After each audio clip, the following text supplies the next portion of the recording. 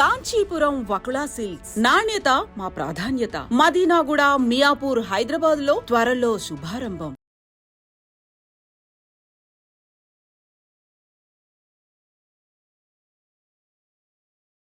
ప్రణవానంద ప్రభుజీ వారి ప్రవచనాల రూపంలో, వారి మాటల రూపంలో మనకు ఎన్నెన్నో మంచి విషయాలు ప్రతిసారి తెలియజేస్తూనే ఉంటారు. మనకున్న సందేహాలన్నింటినీ నివృత్తి చేస్తూనే ఉంటారు. అయితే నిజంగా భగవంతుడికి మనందరం కూడా భక్తులమే. నిజమైన భక్తుడు అంటే ఎవరు, ఎలాంటి లక్షణాలు కలిగి ఉంటారు, మనం ఆధ్యాత్మిక మార్గంలో నడవాలంటే అసలు మన ప్రయాణం ఏ విధంగా మొదలవ్వాలి, ఇలాంటి విషయాల గురించి ఈరోజు మాట్లాడబోతున్నాం. ఇప్పుడు ప్రభుజీతో మాట్లాడి మరిన్ని విషయాలని నివృత్తి చేసుకుందాం. నమస్కారం ప్రభుజీ. నమస్కారం అండి. హరే కృష్ణ ప్రభుజీ. హరే కృష్ణ ప్రభుజీ. నిజంగా భక్తుడు అంటే ఎవరు ప్రభుజీ? భగవంతుడి పట్ల పరిపూర్ణమైన నమ్మకం ఉన్నవాడు భక్తుడు. సుఖాలు వచ్చినా, దుఃఖాలు వచ్చినా, అవమానాలు వచ్చినా, పొగడతలు వచ్చినా, మన జీవితంలో ఏ సిచ్యువేషన్ వచ్చినా సరే మనం భగవంతుణ్ణి ఆశ్రయించి ఆయన పట్ల నమ్మకం ఉన్నవాడు భక్తుడు. చాలాసార్లు ఏమవుతుందంటే అండి, మనకి మంచి జరుగుతున్నప్పటి వరకు వెరీ గుడ్, మనం చాలా భగవద్భక్తులం అని అంటే, కానీ ఏదన్నా చెడు జరిగిపోయింది ఏమనుకోండి, నాకెందుకు ఇలా జరిగింది, నేను ఇంత మంచివాడిని, ఆయన ఎందుకు అలా చేయలేదు, కాబట్టి ఈయన నాకొద్దు అని అంటారు చాలా మంది. మేము మీరు ఆశ్చర్యపోతారు, అసలు నాకు నా భక్తి జీవితంలో చాలా ఇన్స్పిరేషన్గా అనిపించింది. నేను ఇప్పుడు మనకి తెలుసు పాలస్తీన్ ఇంకా ఇజ్రాయెల్లో వార్ జరుగుతుంది, గాజా అనే ప్రదేశంలో. అయితే ఒక ఆవిడ, అసలు చాలా వీడియోస్ చూశాను ఒకదాని తర్వాత ఒకటి, అక్కడ ఉండే వాళ్ళు మొత్తం ఫ్యామిలీ నష్టం అయిపోయినా, పిల్లలు చనిపోయినా, ఏం చేసినా సరే వాళ్ళు ఇలా అంటున్నారనమాట, ఏ అల్లా నువ్వు మాకు ఇది చేసావు కానీ మేము మాత్రం నీకు స్తోత్రం చేస్తాం. వాళ్ళ లాంగ్వేజ్లో వాళ్ళు చెప్తున్నారనమాట, నువ్వు ఏం చేసినా సరే మా మంచికే చేస్తావని నాకు తెలుసు, కాబట్టి ఇంకా ఇంకా మేము మిమ్మల్ని పొగుడుతూనే ఉంటాము. ఆ సిచ్యువేషన్లో కూడా అసలు ఆ నమ్మకం ఎలా ఉంది అని నాకు చాలా ఇన్స్పిరేషన్గా అనిపించింది. అరే ఎంత ట్రూ డివోషన్ వాళ్ళకి ఉన్నది, ఒక నమ్మకం వాళ్ళ దేవుడి పట్ల వాళ్ళకు ఉన్నది. కానీ మనం ఎన్నిసార్లు చాలామంది చూస్తుంటాం. మొన్న నాకు ఎవరో వీడియో పంపించారు, అందులో చెప్తారు, ఒక వెంకటేశ్వర స్వామి ఫోటో ఉంటుందన్నమాట, ఒక ఆవిడ చెప్తారు, ఓయ్ నేను చెప్పింది చేస్తావా లేదా, ఇంకో దేవుడిని తీసుకొచ్చి పెట్టేయాలనా అని అంటుందన్నమాట. అయితే నేను చూసి ఆశ్చర్యపోయాను అనమాట, మనకి ఎందుకు ఇలాంటి ఫేత్, ఇలాంటి నమ్మకం ఎందుకు లేదు? ఎప్పుడైతే మనం ఎంతైతే మనకి ఇన్వెస్ట్మెంట్ చేస్తామో అంతే రిటర్న్ వస్తుంది కదండి. అలానే మన నమ్మకం, మాన అపమానాలు, ఇవి సుఖ దుఃఖాలు, ఇవన్నీ ప్రపంచంలో ఒక భాగం అండి, ఇదంతా జీవితంలో ఒక భాగం. అందుకే మన సనాతన సంస్కృతిలో ఎప్పుడు మంచే ఉంటుంది అని చెప్పారు. అందుకే ఈ ఉగాది పచ్చడి, మన నూతన సంవత్సరం ప్రారంభమైనప్పుడు షడ్రుజోపేతం కదండి, చెప్పుకున్నాం. కాబట్టి ప్రతి ఒక్కటి కొద్దిగా అది కావాలి, కొద్దిగా ఇది కావాలి. కానీ మనం ఏం చేస్తామంటే, ఎవరికైతే అచంచల విశ్వాసం ఉంటుందో భగవంతుడి పట్ల, స్వామి నువ్వేం చేసినా నా మంచే చేస్తావు అనేవాడు నిజమైన భక్తుడు. కాబట్టి ఎక్కడి నుంచైనా ఆ విశ్వాసం, ఆ శ్రద్ధ కానీ మనం నేర్చుకోగలిగితే ఇట్ ఈస్ ఎక్స్ట్రీమ్లీ వండర్ఫుల్ అనమాట.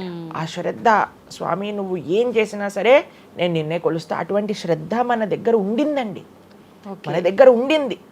మన పూర్వీకులు, రాజులు, మహారాజులు, అసలు మన సంస్కృతి, సిక్కులు ఎవరైతే మనకి వాళ్ళ జీవితాన్ని త్యాగం చేసేసారు వాళ్ళ ధర్మాన్ని కాపాడుకోవడానికి. మనం చూస్తాం. అసలు ఇప్పుడు ఏంటంటే అండి, నాకు అన్నిటికంటే బాధాకరమైన విషయం ఏంటంటే, ఈ ప్రజెంట్ డే యూత్ ఉన్నారు కదా, వాళ్ళకి మన దేశ సంస్కృతి గురించి తెలియదు, మన దేశ హిస్టరీ గురించి తెలియదు, మన కల్చర్ గురించి తెలియదు, మన ఆధ్యాత్మికత గురించి తెలియదు. తెలుసుకోవాలి అనే ప్రయత్నం కూడా చేయట్లేదు. ఎవరు అసలు దేశాన్ని కాపాడాలనుకుంటుంది? అసలు మన పూర్వీకులు మనకి ఎలాంటి సంపత్తిని ఇచ్చారు? ఏవో టీవీలలో వచ్చే చెత్త చెత్త ప్రోగ్రాములు చూడటము, టైం వేస్ట్ చేసేయటము. ఇప్పుడు మాకు చెప్తున్నారు, ఎవరో బిగ్ బాస్ అనేదో ప్రోగ్రామ్ వస్తుందట. జనాలందరూ అసలు ఏమొస్తుంది చెప్పండి? మన జీవితంలో ఏదైనా మార్పు కలగలిచా? మనకి లేదు. ఎవడో ఒకటి చోట వాడు డబ్బులు సంపాదించుకుంటూ వాడు చేసే చెత్త పనులన్నీ మనం చూస్తూ ఉంటే, మనం వింటూ ఉంటే, దాని తర్వాత చూస్తే పర్వాలేదు, ఆ వ్యక్తుల పట్ల అపరిమితమైన ప్రేమను పెంచుకొని, ఒకళ్ళు నాకు ఈ మధ్య ఎక్స్ప్లెయిన్ చేస్తున్నారనమాట, ఒక్కొక్కళ్ళకి ఆర్మీ అని తయారైపోయి వేరే వాళ్ళని దూషించటం, వేరే వాళ్ళని తిట్టడం.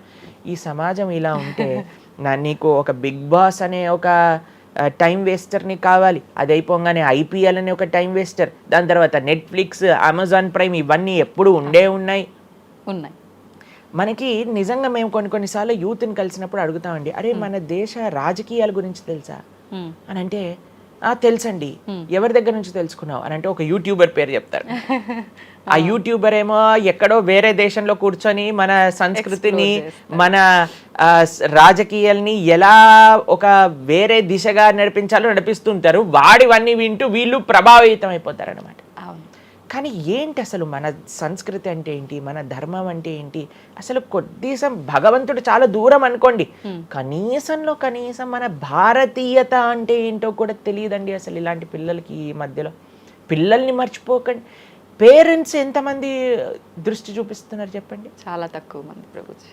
ఎప్పుడు చూడు ఏ సినిమాకి వెళ్దామా, ఏ సీరియల్ చూద్దామా, ఏ రియాలిటీ షో చూద్దామా, ఏ మూవీ సిరీస్, వెబ్ సిరీస్ కొత్తగా రిలీజ్ అయిందా, ఏ ఇన్స్టాగ్రామ్లో వీడియోస్ చూద్దామా, ఇలానే ఉండిపోతే మన దేశం ఎటు వెళ్తుంది, మన రాజ్యం ఎటు వెళ్తుంది, మన సంస్కృతి ఎటు వెళ్తుంది ఒకసారి చెప్పండి. కాబట్టి భక్తి అనేది ఒక ప్రస్తుత సమాజంలో అర్థం చేసుకోవటము అనేది ఎప్పుడైతే ప్రతి ఒక్కళ్ళు తమ దగ్గర ఉండే సమయాన్ని వెచ్చిస్తారో, ఎప్పుడైతే నేను తెలుసుకోవాలి అనే ఒక ఇచ్చ మనసులో ఉంటుందో, అప్పుడు మాత్రమే తెలియపడే ఒక అద్భుతమైన జ్ఞానం అండి అది. తత్విద్ధి ప్రణిపాతేన పరిప్రశ్నేన సేవయా అని కృష్ణుడు భగవద్గీతలో చెప్పారు.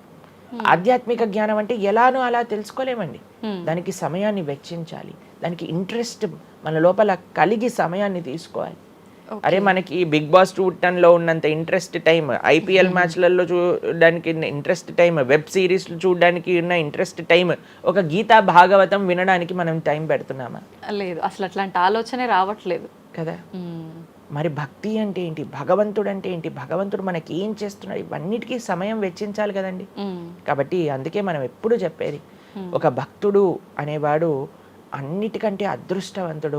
ఎవరికైతే భగవంతుడి యొక్క కృప అనుభవంలోకి వస్తుందో, అటువంటి అనుభవం కానీ మనం పొందాలి అని అనుకుంటే మనం సమయాన్ని కేటాయించాలి. ఇది చాలా ముఖ్యమైన విషయం. అయితే మనం ఆధ్యాత్మిక ప్రయాణం మొదలు పెట్టాలి అంటే ముందుగా చేయాల్సిన పని, మొట్టమొదటి అడుగు ఆధ్యాత్మిక ప్రయాణం ముందు పెట్టాలి అని అంటే ఇన్స్టాగ్రామ్, వాట్సాప్ని తగ్గించాలి. ఓకే. ఇంతకు ముందు ఏకాదశి, ఇప్పుడు రేపు ఏకాదశి ఉపవాసం అంటే నిర్జల ఉపవాసం అని, లేదా పలాహార ఉపవాసం అని అలా చెప్తారు. కొన్ని సంవత్సరాలు అయిపోయాక ఉపవాసం అని అంటే కనీసం ఈ రోజైనా ఫోన్ చూడొద్దు అని చెప్పే రోజులు కూడా వస్తాయేమో అనిపిస్తుంది. ఎందుకంటే ప్రతిసారి కూడా అడిక్టెడ్ జనాలందరూ కూడా వాట్సాప్ వీడియోలు, స్టేటస్లు, ఇన్స్టాగ్రామ్, యూట్యూబ్, టీవీ వీటితో అడిక్ట్ అయిపోయి ఎంత సమయాన్ని వెచ్చిస్తున్నారు అసలు. మీరు అన్నట్టుగా జపం చేయడానికి అడుగురా అంటే జపం చేయడానికి సమయం లేదంటారు, వాట్సాప్ స్టేటస్ మాత్రం చూడడానికి సమయం ఉంటుంది. ఎంత విచిత్రం చెప్పండి.